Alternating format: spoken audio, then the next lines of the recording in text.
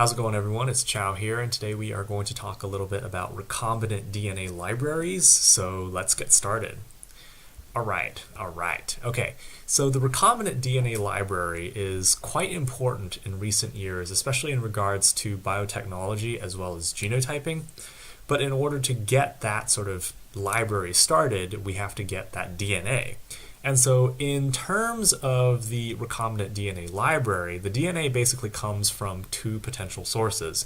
The first one is the genomic DNA that you can harvest directly from the cell, or complementary DNA, which is basically DNA that you can build from an mRNA. So again, a genomic library is one where you basically build it from DNA. And then a complementary DNA library is one where you actually build from mRNA. So those are kind of the two main types. You have genomic DNA, or you can have complementary DNA. So one of the types, of course, is the genomic DNA library. And this is actually a pretty straightforward process to, make this type of library, although maybe experimentally it might not be. But the process is you actually just take some host cell's genomic DNA. So you have the genomic DNA over here. You hit it with a few or many restriction enzymes that make cuts at specific sequences. And so you ultimately fragment that genomic DNA into small segments. You can then basically hybridize, these segments with some kind of a plasmid. And by hybridizing them with a plasmid, you create this hybridized plasmid over here. And this vector, or plasmid in this case, can then be inserted into a bacteria such as E. coli. And then you eventually can make this genomic library with that hybridized, plasmid floating around within that bacterial cell. So the key thing here is you're using the genomic DNA, the full genomic DNA of whatever organism you're looking at. And if you use, for instance, a bacterial phage, such as bacteriophage lambda, then you only need about 150 to 160,000 volumes or vectors to store the entire human genome. So this is genomic DNA libraries. Again, the original DNA is the genomic DNA. So the other type of DNA library is the copy or complementary DNA library, also known as the cDNA library. Now, this is quite similar in some ways, in terms of the processes, to the original genomic DNA library, except it's a little bit different in the sense that you get that DNA from an mRNA. So cDNA really only shows the genes that are being transcribed at one time, because you're trying to replicate it from an mRNA. So remember, mRNAs in eukaryotes go through processing, RNA processing, where the introns are kicked out.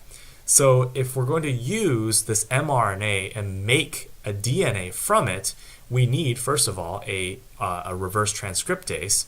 So you take that reverse transcriptase, which basically synthesizes a DNA strand from an RNA strand. This is also something that occurs in retroviruses like HIV. So using a particular enzyme called reverse transcriptase, we're able to turn that mRNA and actually make a complementary DNA sequence from that mRNA, which is pretty fascinating. Now, the downfall of doing this is you're only looking at the sequences of the genes being expressed, because remember, the introns are already removed from the mRNA.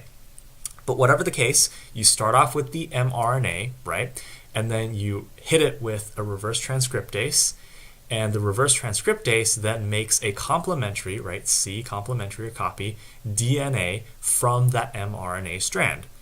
Eventually, you can take that complementary DNA strand, hybridize it with a plasmid, and turn it into a vector, which you can then insert into a bacteria again, like an E. coli, and therefore make your complementary DNA library.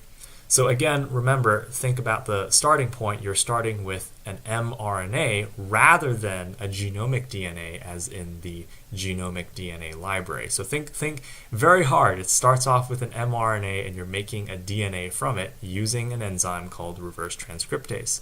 So this is very fascinating and important because you can use it to compare the gene expression in different tissues during different developmental stages, or maybe provide some kind of information in regards to the open reading frame of that particular organism.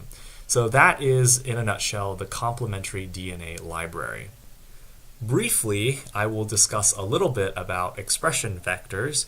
And an expression vector is basically just a vector that maximizes expression of a certain transgene within a host cell. So a transgene is nothing more than a gene or genetic material that is transferred from one organism to another, either naturally or by some kind of genetic engineering.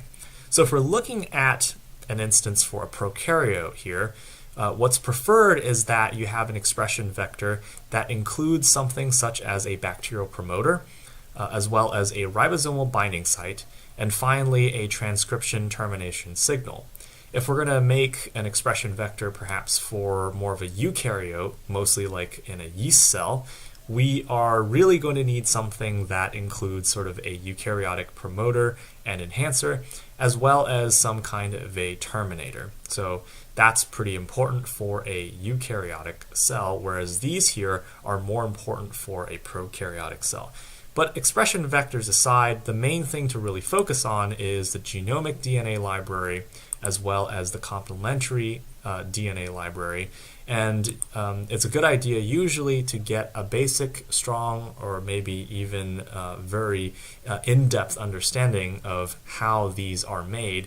So keep in mind of the differences between genomic DNA libraries as well as those of the complementary DNA libraries. And mostly it's just from the original starting point. With the genomic DNA library, again, you're starting with the genomic DNA, whereas if you're starting with, or if you're using a complementary DNA library, you're starting with an mRNA.